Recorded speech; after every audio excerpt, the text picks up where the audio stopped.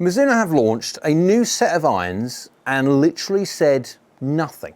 It went completely under the radar. And I really don't understand why, because these irons I've got, the 5 to pitching wedge plus gap wedge, I've got the 7 iron here, but these are designed for the golfer who doesn't want to spend a bucket load of money, still want technology when it comes to trying to be as forgiving or as consistent as possible, have a decent look to the iron as well, and they do, and it's got a little bit of chrome on there, and I do love my chrome, the MX Speed Metal irons. There's some differences on this iron, which means the costs are controlled. One, it hasn't got all that fancy chromoly as a head. It's got a good old-fashioned stainless steel. We do have technology in this head, though. We have the HIT, the harmonic impact technology, the ribs underneath the top bar there to try and keep sound down to a minimum. Remember, nothing feels like a Mizuno, so a Mizuno has to feel a certain way. We do have a Cortex face, not the contour lips that we have in the 925 series and possibly the new M13, M15 coming very, very soon. That is old 923 and also Pro 245 technology, so it'll be interesting to see how forgiving and consistent it is. We will hit this all over the face to see how good it is in our normal heat map style to get and understand how much ball speed you lose when you don't hit the middle. I'll also be testing this at 70, 80 and 90 miles an hour because we all don't swing at tall speeds. And remember, this kind of iron is set up for the golfer that doesn't swing it massively quick, wants to help a little bit, should we say, from the shaft side of things, because this is a fairly light shaft. This is a KBS Max 80, is in stiff. You do have options of reg and stiff and the graphite options as well. No custom fit options whatsoever. You can't swap out all different lovely shafts or bend profile shafts or anything else like that. You cannot tweak the lie unless you want to get these tweaked afterwards. It is basically you get a set, you either get 5 to pitching wedge or 5 to gap wedge. We are at a hole that's about 180 or so yards away. This is a 29-degree lofted 7 iron. It's not massively strong. And that's what I like about Mizuno. They haven't gone down the route of trying to make this 26 degrees and effectively try and win the launch monitor wars, which is fractionally weaker than that of the JPX 925 Hot Metal series. Top lines, you'd say, is a medium to thick-ish top line. We do have that chrome barring at the back, which makes it look a little bit thinner than it actually is. The sole, it's nice and shiny. I do like a shiny golf club, and it is, I would say, medium to thick. This is the super game improvement side of things. Blade lengths aren't massive, although they are of decent size. And of course, down by the golf ball, we do have a smidgen of offset there. It is there, so people that like offset, it's there. It's not huge. So again, the people that don't like offset, you're not going to offend them. It's a kind of a medium amount of offset. Right, let's go give this one a hit to see how it feels going into a green 180 or so yards over that bunker.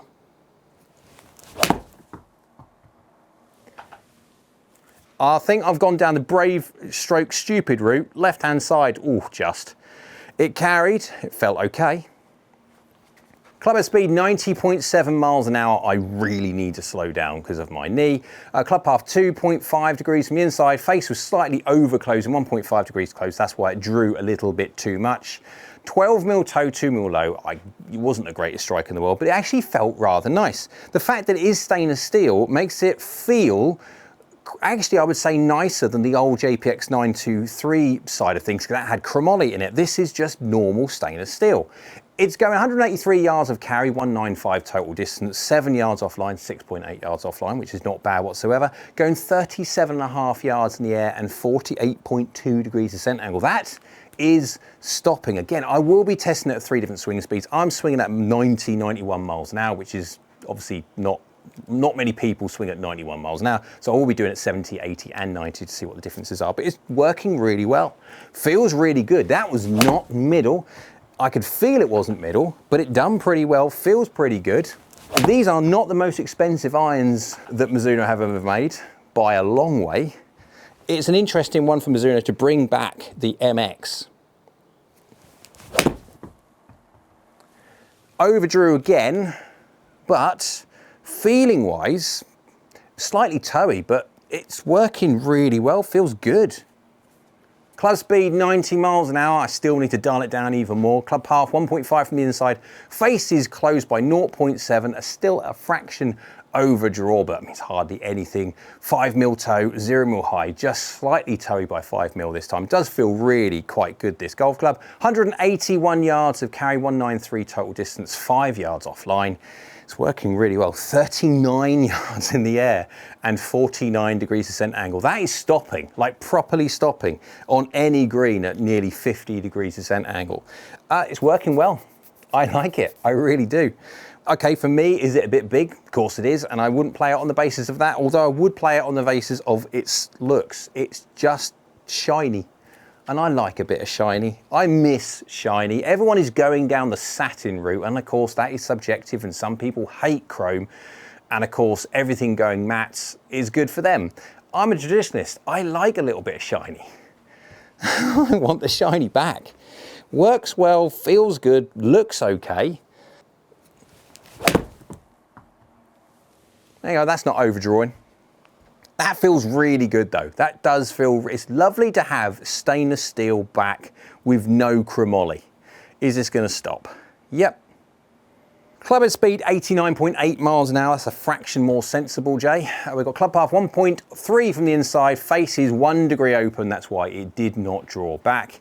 2mm heel, 0mm high. I've done the adjustment to try and not hit half an inch off the toe. 180 yards of carry, 192 total distance, 8 yards off to the right-hand side, still hitting green. That's a safe part on this green.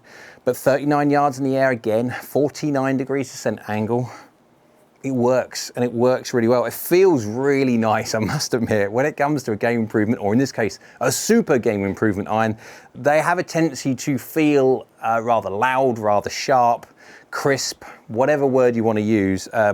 This feels really quite nice. It feels better than JPX 923 series did. And of course that had chromoly, yes it did, but it's nice to get just a standard stainless steel head with that Cortec face. Yes, it got technology in it, but why can't we have more of these? Why can't I have more of these kind of price that these are sold at as well? But then they don't have any custom options, which is a shame. Oh, that's off to the right.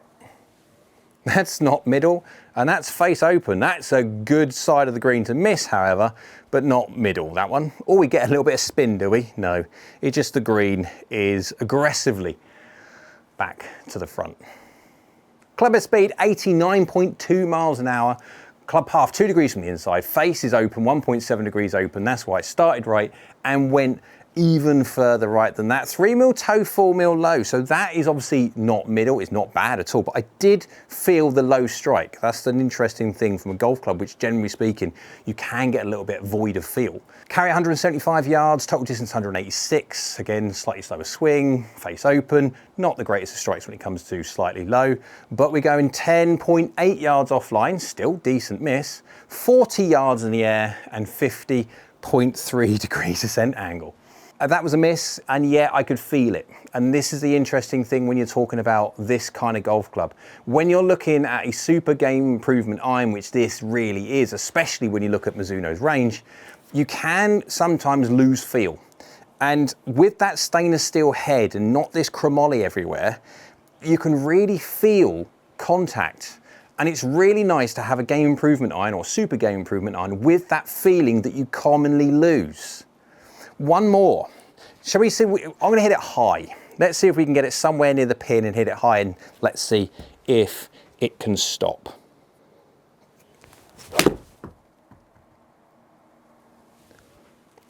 Well, it's over the pin, but is it going to stop? Oh, yes, definitely. Club head speed 91.8 miles an hour, club path 1 degree from the inside and faces baby close to that, giving it a little baby draw. 3mm heel, 0mm low, so basically within a very small amount, absolutely middled. Carries 184 yards, total distance 197. Offline is 2.9 yards left hand side, but peak height 45 yards in the air, 44.8. Let's round it up, 45. And 51.4 degrees descent angle. That is up, and that is stopping on any green. What I'm really impressed about this iron straight away is the fact that I can feel it when I miss it. And that is really, really important. A lot of people, when they're trying to take up golf or they're playing irons, especially in the super game improvement iron or even game improvement iron ranges, they kind of lose the feel. And when they're hitting all over the face, they don't know where they're hitting it. They feel like they're hitting decent shots. And of course, you're going to get variability when you don't hit the middle. We'll test that one in a sec. It's just that you don't necessarily have the potential to get better if you don't know where you're missing. And with this golf club, I know exactly where I'm missing. It's really got some great feedback to it. That's probably one of the most impressive things. Right, let's go give this a whack all over the face. We've hit a few shots, not quite middle today, but let's go super heel, super low, super toe to see how well it does when you don't quite hit the middle. Let's also go test at 70, 80 and 90 miles an hour. It'd be interesting to see how this golf club gets on at 3 different swing speeds.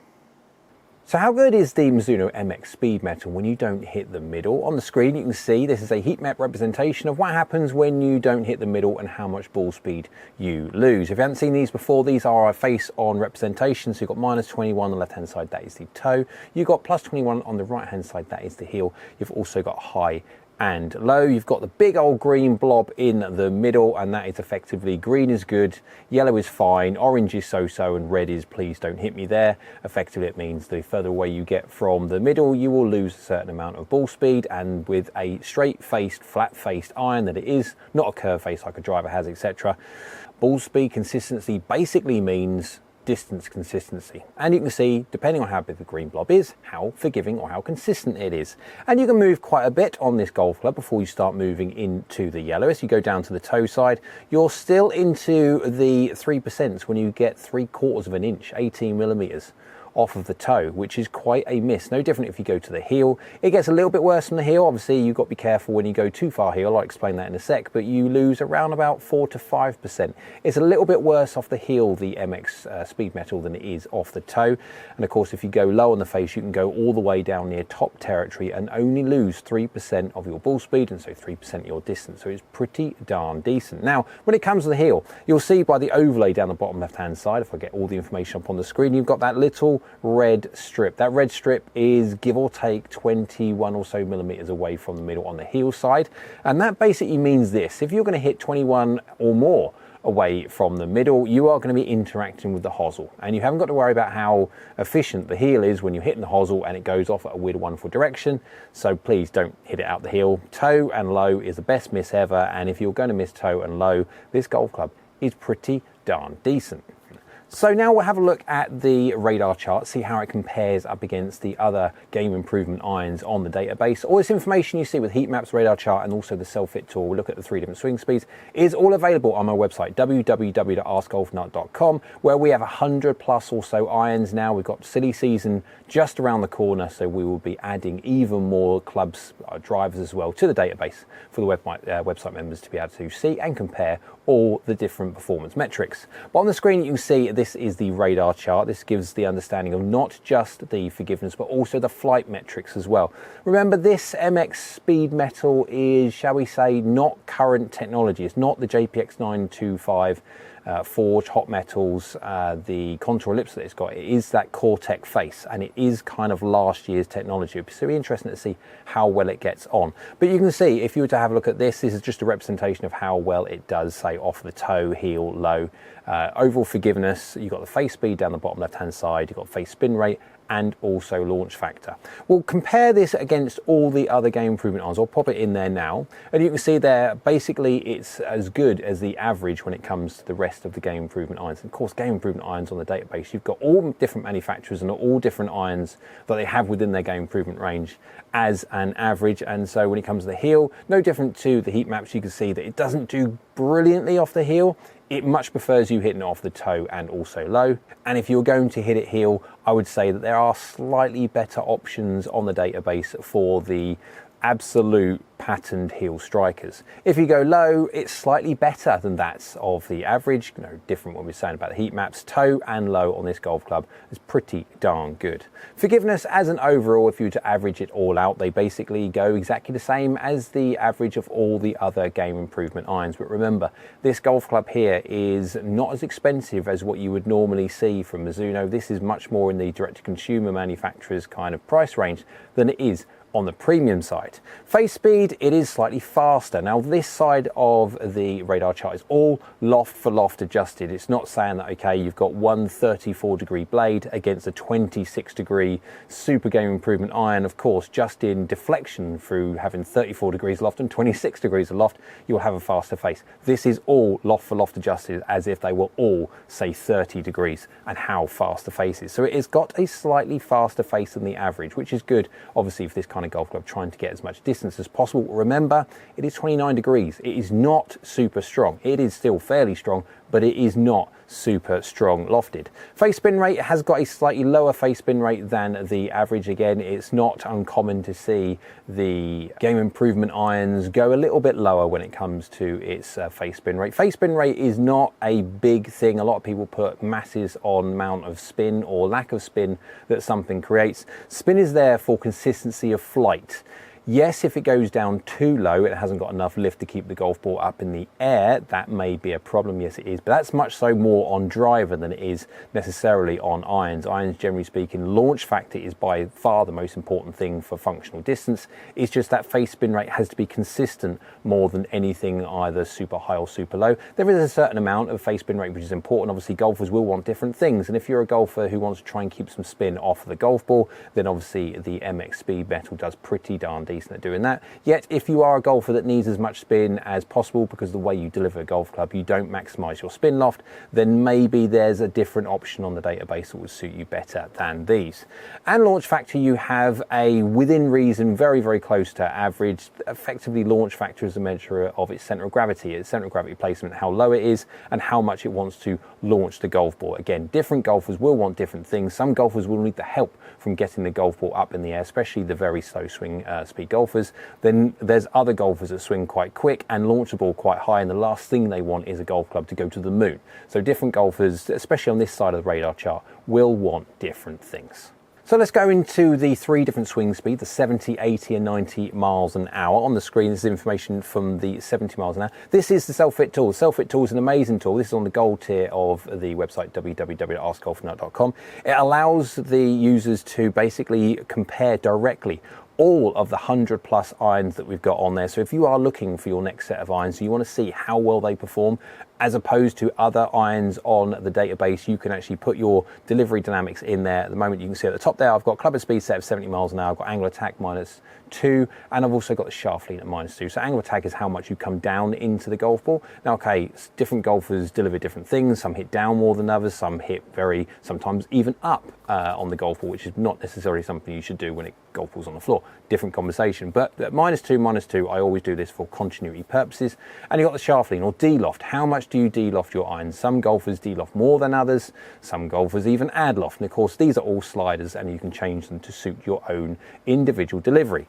But you can see we've got the 7 iron selected there. We've got loft 29 degrees, or which it is 29 degrees. The dynamic loft is 2 degrees because we have got shaft lean of 2 degrees. And we are looking at effectively a launch angle of 20.5, max carry of 133. The average carry, the one next door to that, is 127. That is effectively, if you have a nominal miss, a ½ inch miss around the face, the toe, heel and low, what kind of average distance are you losing at this speed from that average miss? And you're losing around about 6 yards. The difference between a perfect strike and an average normal miss is about 6 yards. Why is that important? Because obviously different green structures and designs have different hazards, and if you have a forced carry, you are going to need to know what kind of distance there is between the front and your target, whether it be the flag or whatever it be. And so if you miss strike at a normal miss, how good a golf club is at keeping up to its normal carry.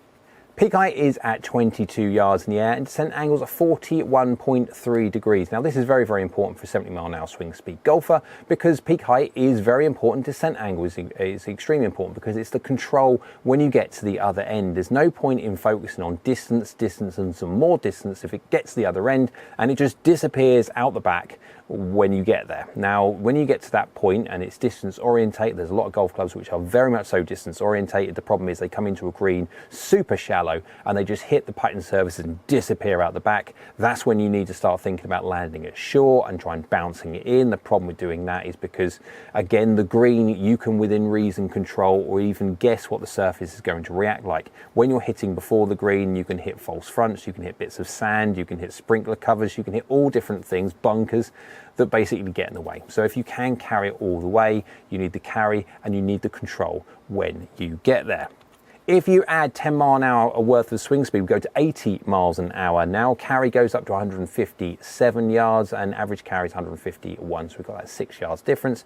Peak height is now 29 yards in the air, much more healthy, and 45.9 degrees on descent angle. You haven't got to worry about that now. You can quite easily go into the 6 iron at 43.2. Would I go to the 5 iron at 41.6? That's the great thing with the Self-Fit tool. You can actually see what kind of gappings and descent angles you're going to get throughout the set. Would I go 41.6? Probably not. On the 7 iron in the 70 miles an hour, I would take it. Yes, I would do. But when you're looking at a 5 iron, shaft length's getting longer.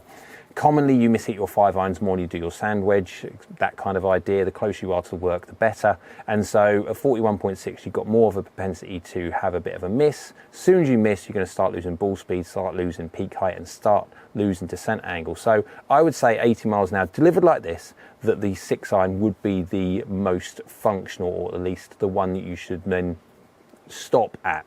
The problem obviously with these set of golf clubs, it is a set of golf clubs. You get 5 to pitching wedge, 5 to gap wedge. You don't get an option when it comes to dropping out a 5 or a 6 iron like you would do if you were going full custom. This is not available in custom. That's one of the reasons why they are the price that they are. You do get the different shafts available, you get graphite shafts available, and for people which will have, say, the graphite shaft, yes, they may deliver in a different way, which will then add a little bit of loft. Remember, shafts themselves don't necessarily do anything like specifically wondrous. They won't go to a graphite shaft and instantly then hit it 10 yards higher. What the shaft can do, especially with a graphite shaft, release a bend profile with a little bit less in the way of stiffness or rigidity, is it can promote a little bit more loft. But remember guys, that's no real different to effectively you adding loft to the head by tweaking it. Now of course, again, down custom fit route, you can't custom these golf clubs, these are set.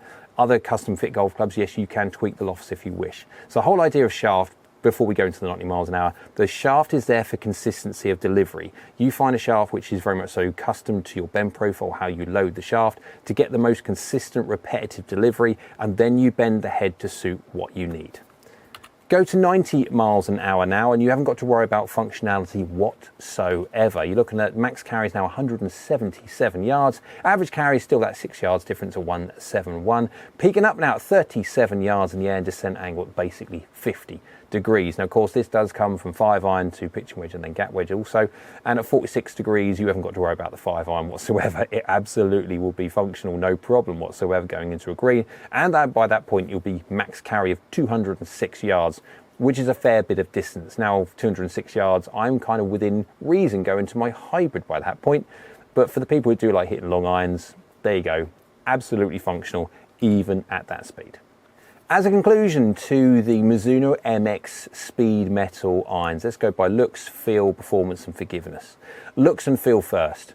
This is Mizuno's first jump back into the MX series and I really like it. I will be honest, I was not the greatest fan of the 925 Hot Metal series. I'm not greatest fan of the finish and how they've done the chrome barring around the toe, and it's a very subjective thing. So some people like it, some people won't, but the MX, it does look really very nice. It is a big iron, yes it is. It is definitely a game improvement iron, but it doesn't look that way. It does look sleeker than it actually is. Feel wise is incredibly good. It is one of, if not the best game improvement iron I have probably used or tested in a very long time. Going back just to stainless steel, not having fancy chromoly and all those wonderful things that may increase ball speed, yes it does, but keeping the cost down has also managed to make it feel just lovely. It is possibly one of the best game improvement irons for feel out there, and the amount of feedback you get from when you don't perfectly strike it. I know exactly where I'm hitting that golf ball when I miss it, which is a really important thing. It's an imperative thing. If you want to try and get better at striking the golf ball, you need to know where you're missing it. and these golf clubs really deliver that in spades. Performance-wise, it's doing fine. No different from forgiveness. We'll kind of band all these together. Forgiveness-wise, it's bang on within reason. Average is not super amazing in certain areas. It's better off the toe than it is off the heel, and also a low and toe are the best places. Don't hit off the heel, but again, don't hit off the heel anyway because you've got the hosel there. You kind of get the idea. But the performance is pretty darn good. Remember, these do not cost as much as the normal Mizunos, and if you are in a market for a set of golf clubs, 5 to pitching wedge, 5 to gap wedge, it's going to give you this kind of performance, this kind of forgiveness with the looks and also the feel that the MX Speed Metal does. It's a rather impressive set. Hope you liked the video. If you did, give it a big old thumbs up, hit that like button. YouTube like it, so do I. Down there is a subscribe button. It's free. It's great for the channel if you could subscribe, so thank you. Next, that one is a bell icon. That's a notification bell. If you click that one, that'll let you know next time I upload another video. Hope you're well. We'll see you again soon.